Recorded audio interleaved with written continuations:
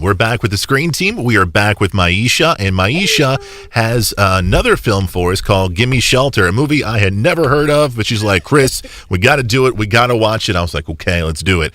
And I was doing some research. I was like, okay, Vanessa Hudgens is in this movie? Yeah. The girl from High School Musical? I've never seen High School Musical. I was like, oh, good and great. Let's see how this one turns out. But the movie is about a pregnant teenager who flees her abusive mother in search of her father.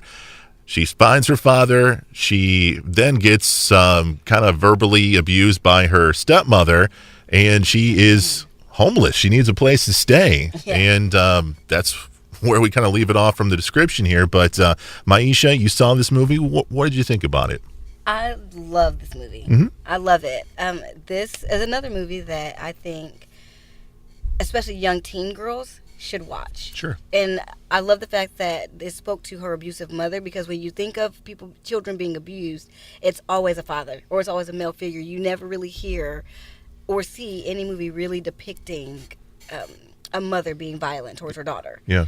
You know, and this lady was. She was very awful. Yeah. I mean, and that's an understatement, a gross understatement. But the mother was played by Rosario Dawson, who, you know, if you've seen her, she's been in a lot of, Hollywood style films, but she's also been in a lot of gritty films, and she gives a gritty performance in this film. You would have never thought, just looking at her, oh, that's Rosario Dawson. Yeah. You almost had to Google, like, are you sure? Yeah. Because it is a very dark role, and for one, her oral hygiene was just horrendous.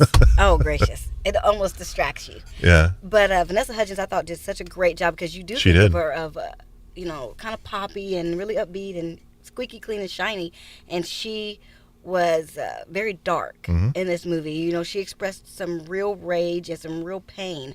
And it comes from a real place, of abandonment and an addicted mother and an abusive mother at that. And she had a strong wall as far as the fact that she wouldn't let people, come in and get to know her. When she meets her father, it was kind of like, I need to stay here. You're going to let me stay here, and I'm not going to give you any, I'm not calling you dad. I'm not calling you dad. I'm not giving you any deep insight of me. And at first, well, it didn't really work out with the relationship with her living there, basically. Right. And the immediate reveal is that she is pregnant, and it's one of those first things you think when she's getting sick. It's like, oh, she's pregnant.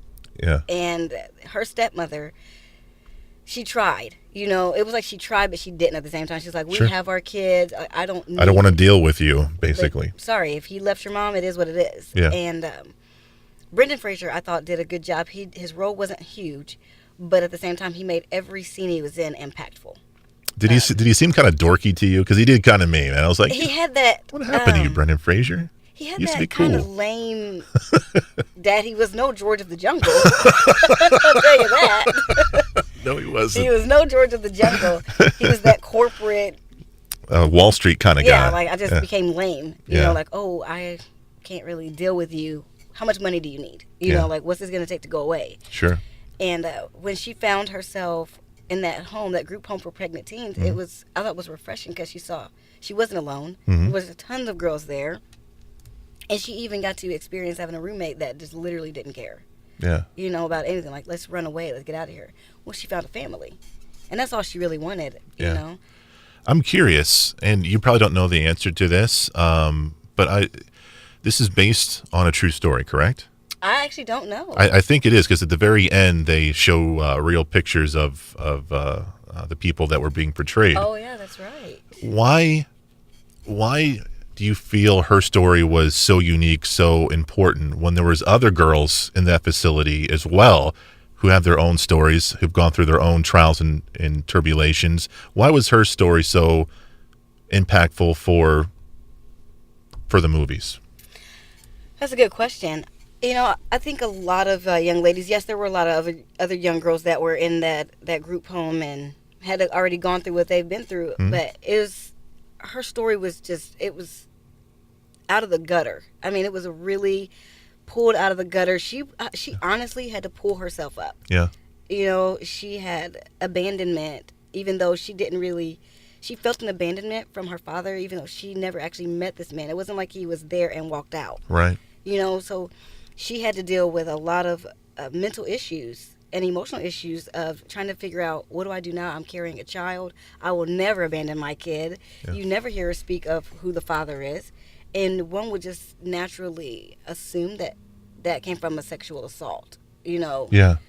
So whereas some of the other young ladies may have had a backstory of just a guy didn't want to be around, or mom and dad didn't want you there because you're pregnant, or they were runaways. If she didn't run away, her likelihood of being probably murdered in the street was very high. Yeah. She was this extremely strong young lady.